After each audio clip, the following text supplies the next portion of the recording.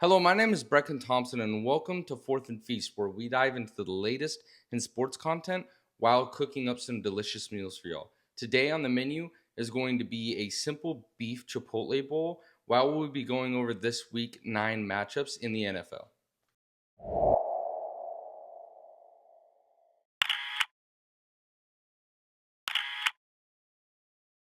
Now, the first key matchup is going to be the game between Miami and Buffalo. It's a divisional game. I have a lot of high hopes for Miami still. With Tua coming back, this offense looked reinvigorated last week. I know that against Arizona, they did end up losing, but it did not look like it was all of Tua's fault. There was still a little bit of rust that he needed to knock off, but he looked pretty good. I was mainly worried about him playing scared and maybe not taking off, and that huge scramble, the whole stadium ended up cheering very loudly for it. Now, some downsides about Miami: their defense in that last game against the Cardinals looked horrible. The Cardinals are not a bad. Miami really got exposed. I mean, we've always known that the defense isn't great, losing a lot of key pieces in the offseason, Christian Wilkins and Xavier Howard. This defense has just looked so horrible. I know that they've drafted some guys, but they haven't been able to fill in or replace anybody. The O-line still isn't great for Miami, but those offensive weapons are electric, lightning in a bottle. Devon A-Chain went insane for over 220 offensive yards, which is just beautiful to see. The guy really goes insane with Tua back there. We also seen quite a big upgrade from Tyreek Hill and Jalen Waddle, even though I could tell there was quite a bit of rust on Jalen Waddle. He had a couple of drops, some really big plays. He had a dig over the middle that was about a 20-plus yard gain, maybe even a touchdown, and just right through his hands, bounced off his chest. I think with Tua coming back and them getting a little bit more some in-game action, it will help them quite a bit against Buffalo. Now, Buffalo, their defense is solid. It's nothing insane. I love the D-line. Ed Oliver's over there. He's doing pretty good this season. Nothing too crazy. But a lot of these guys are veterans mixed with a couple of young bucks, and their front seven's pretty solid. Their DBs aren't amazing, but Miami's defense is solid. I don't think that they can keep up with Miami's offense, but I do think that Buffalo's offense will take the top off of Miami's defense. So with the over-under on this game is 50.5 points, and I can easily see this being a 60-plus point game with both of these offenses being absolutely electric, and then Miami's defense just being as bad as it is. Josh Allen threw his first interception last week. It's only one on the year, so he still has an insane QBR and touchdown to interception ratio.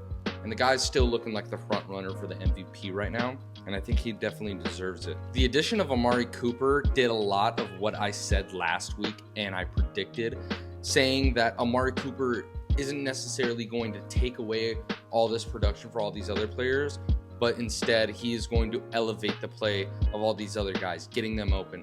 See, bringing in Amari Cooper, you're not able to load up that box against James Cook and just not let him run at all. And now his rush attempts are going up. He had almost 100 yards, I believe, just on the ground last week.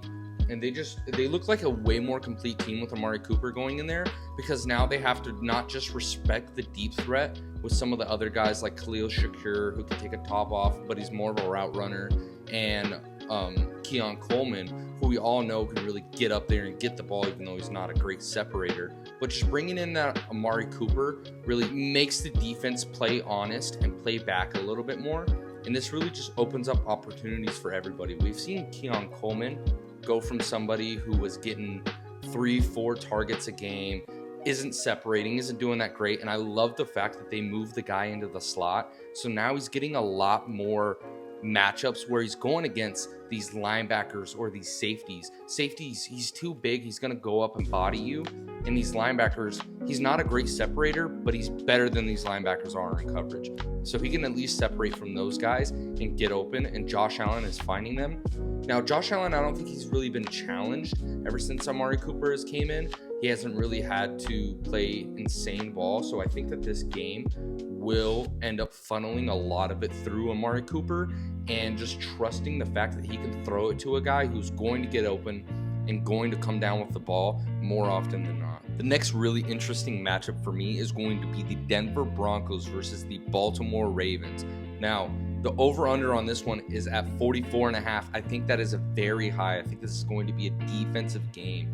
I don't know if Derrick Henry can really get it going. I mean, as we've seen, it seems like every single one of the Ravens' loss has came down to the fact that Derrick Henry isn't getting it going on the ground. Week 1 against the Chiefs, and then a couple of weeks later against the Raiders with a really good front. Just last week against the Browns, he only had 12 rush attempts.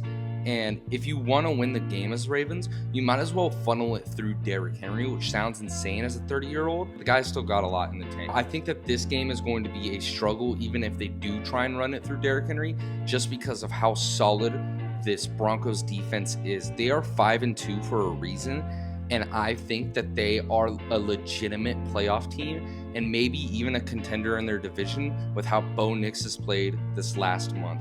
Bo Nix has looked like the best rookie quarterback this last month, which is insane to say because he has led all of these rookie quarterbacks in passing yards, passing completion, rushing yards, and touchdowns, and has the least amount of interceptions, which is insane because Bo Nix isn't really a highlight play type of guy, but he's been playing consistently good football, which is why Sean Payton drafted the guy. I think that this game is going to be a very low-scoring, very tight defense-oriented game. I think that the Ravens are going to have to earn it. I think that they're going to have some fire under their ass because of last week's loss to the Browns, which was a huge upset, which I called because famous Jameis is that guy. When the Lord is on your side, you're going to win. The Baltimore Ravens, this defense really got exposed last week with everybody outside of Kyle Hamilton in that DB room just really needs to be held a little bit more accountable. None of them has really played up to their competition. How I know the Ravens and how everybody else knows the Ravens is they love to play bully ball, especially in this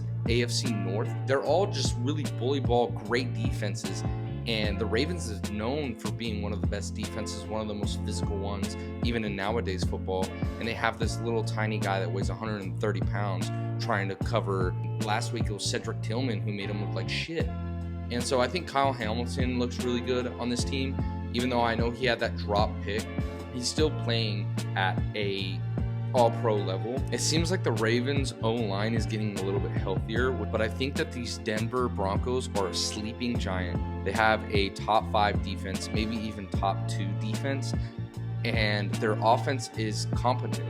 But none of these guys are super exciting, and last week I really wanted Bo Nix to kind of go crazy against Carolina and really show off and maybe have like a 400, 500-yard game against that dog shit Carolina Panthers defense.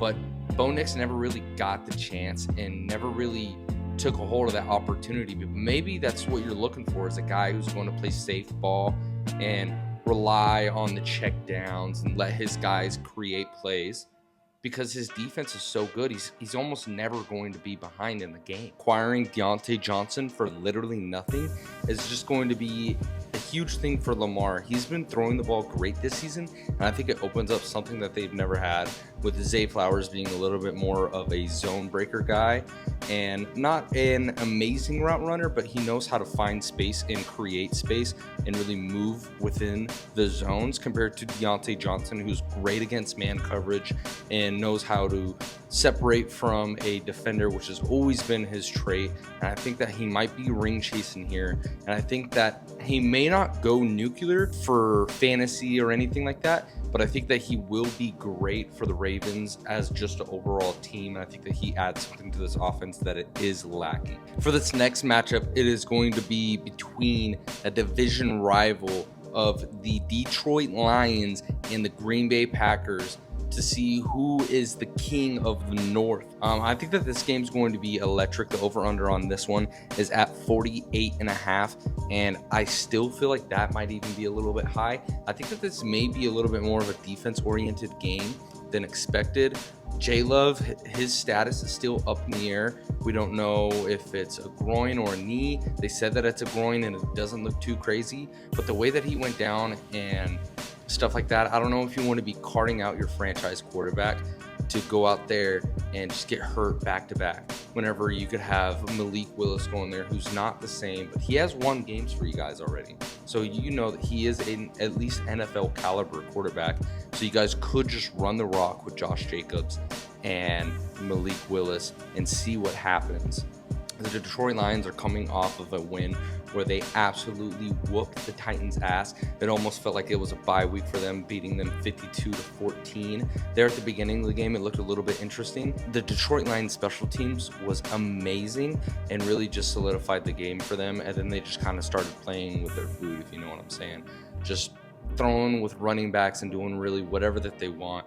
And the Lions are kind of proving that they're above and beyond everybody else, in my opinion, in the NFL. I think that it's the Lions at 1, and then I think that there's a decent gap, and then I think that it's the Chiefs. So I think that the Lions are really the best team in the NFL, and I think that the Green Bay Packers may give them a run for their money, but I have them winning this one. Detroit Lions are just on all bases. I don't think that there's a flaw. Aiden Hutchinson's still out. I guess you could say that's one of their flaws, is they don't have a great edge rusher right now. But I mean, they're getting the job done. Their DBs have been playing out of their mind. Jared Goff is playing at an MVP level, and he doesn't even really have to throw the ball that much. With the best or second to third best O-line in the NFL, they haven't taken a single step back. For the Packers, I think that this is going to be a really interesting game. I think it will either show that Jordan Love and this Packers team are ready to take over the NFL, or at least compete and really prove that they are one of the top teams. I think that this game will come down to who is going to have more guts to go for 2-point conversions, to be honest. I have Detroit Lions winning this one either way, with J Love or with Malik Willis. And for the last key matchup of this week, it's going to be between the LA Rams taking on their division rivals, the Seattle Seahawks on the West Coast. The over-under on this one is going to be 48.5 points, which I think is an extremely low bar. I would take the over on everything on this one. I think that this might even be a 65-plus point game. Both of these offenses are lightning in a bottle, can go off whenever they want. They have Cooper Kupp back. They have Puka Nacua back, who just went absolutely nuclear last week whenever nobody was expecting him to even come back.